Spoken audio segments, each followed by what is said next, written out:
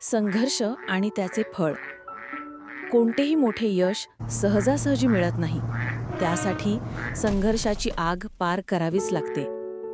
ज्याप्रमाणे सोन्याला झळाळी येण्यासाठी आगीत तापावे लागते, त्याचप्रमाणे माणसाला यशस्वी होण्यासाठी संघर्षाच्या भट्टीतून जावे लागते. संघर्ष हा यशाचा पाया आहे आणि त्यातून मिळणारे फळ हे केवळ गोडच नाही, तर ते आयुष्यभरासाठी समाधान आणि अनुभव देणारे असते.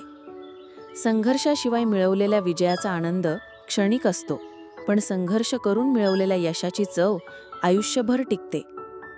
जेव्हा एखादी गोष्ट आपल्याला सहज मिळते, तेव्हा तिचे महत्त्व आपल्याला फार काळ जाणवत नाही.